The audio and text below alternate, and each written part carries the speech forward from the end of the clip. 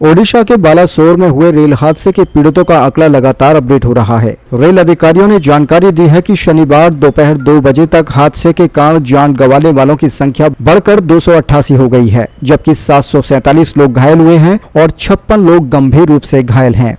PM Modi ने बालासोर के अस्पताल में पीड़ितों से मिलने के बाद मीडिया से कहा कि जिन लोगों ने अपना जीवन खोया है, यह बहुत दर्दनाक और संवेदना से भी परे मन को विचलित करने वाला है। जिन परिवारीजनों को इंजरी हुई है, सरकार उनके उत्तम स्वास्थ्य के लिए कोई कोर कसर नहीं छोड़ेगी। सरकार के लिए घटना अत्यंत गंभीर है। हर प्रकार की जांच के निर्देश दिए गए हैं। जो भी दोषी पाया जाएगा उसको सख्त से सख्त सजा हो, उसे बख्शा नहीं जाएगा।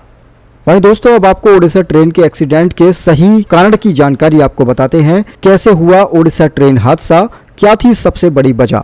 ओडिशा में हुए भीषण रेल हादसे की असली वजह सामने आ गई है। शुरुआती जांच रिपोर्ट्स के मुताबिक मामला पूरी तरीके से मानव गलती से जुड़ा हुआ है। जानकारी के मुताबिक सिग्नल देने में हुई चूक के चलते 288 लोगों ने अपनी जान गंवा दी। बता दें कि शुक्रवार को ओडिशा के बालासोर में 3 ट्रेनों की भीषण टक्कर हो गई। हादसे में 288 लोगों की जान चली गई। वहीं बड़ी संख्या में लोग घायल भी हुए हैं। जानकारी के मुताबिक महानगा बाजार स्टेशन के पास शाम करीब 7 बजे यह हादसा हुआ। भारतीय रेल इतिहास का ये अब तक का सबसे चौथा भीषण हादसा है। अब आपको बताते हैं हादसा हुआ कैसे। शुरुआती रिपोर्ट के मुताबिक महानगा बाजार स्टेशन पर सिग्नलिंग को लेकर मानव गलती इस हादसे की असली वजह थी। घटनास्थल का निरीक्षण करने के बाद 4 वरिष्ठ रेलवे अधिकारियों ने हादसे को लेकर रिपोर्ट तैयार की है। इस रिपोर्ट में कहा गया है कि गौर से निरीक्षण करने के बाद हम इस निष्कर्ष पर पहुंचे हैं कि 12-841 कोरोमंडल एक्सप्रेस को मेन लाइन के लिए सिग्नल दिया गया। हालांकि तुरंत बाद ही सिग्नल वापस ले लिया गया। कोरोमंडल एक्सप्रेस को मेन लाइन पर जाने का सिग्नल था, लेकिन वह मेन लाइन पर जाने के बजाय लूप लाइन पर चली गई। लूप लाइन पर पहले से मालगाड़ी खड़ी होने से हादसा हो गया। फिर ट्रेन पलटी तो दूसरे ट्रैक पर डिब्बे आ गिरे। बाद में इसी ट्रैक पर यशवंतपुर एक्सप्रेस आकर भिड़ गई।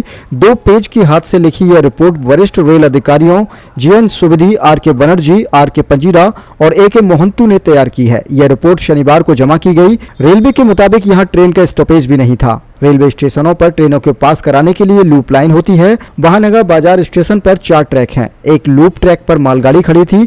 2 मुख्य लाइनों पर आमने सामने से 2 ट्रेनों को पास करना था। मेन लाइन अब से कोरोमंडल एक्सप्रेस गुजर रही थी।